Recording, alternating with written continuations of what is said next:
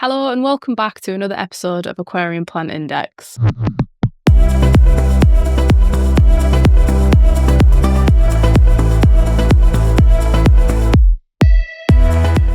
Today we are going to be talking about Micranthemum Callitrichoides Cuba. Now this plant used to be called Hemianthus Callitrichoides Cuba, so you might hear both names thrown around a little bit.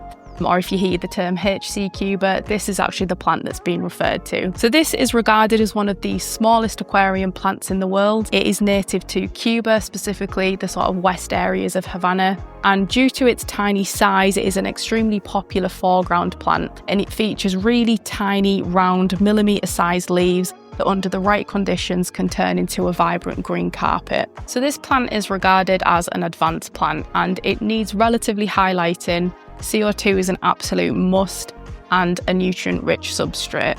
So we recommend when planting this plant to plant in very small clusters, just a few centimetres apart. It will rapidly spread across the aquarium floor, creating a nice dense carpet. If you plant in larger sort of portions, it is more likely to float up.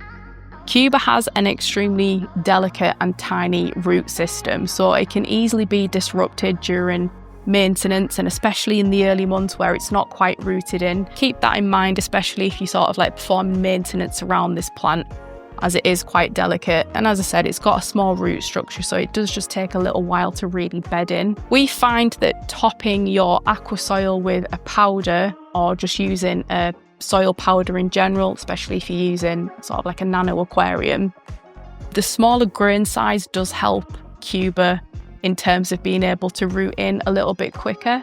Cuba, much like Monte Carlo, will trail over wood and rock in the aquarium, albeit it might be a little bit slower than Monte Carlo.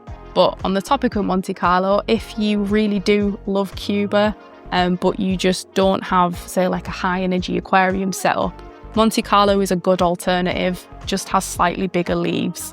Regular trimming of this plant is essential to maintain the health, and neglecting to trim it may result in the lower portions of the plant receiving insufficient light and actually dying off, or it could cause it to actually float up. So just keeping on top of the trimming and keeping it nice and short and compact will give it not only the best look in your aquarium, but also stop it from suffering any health problems.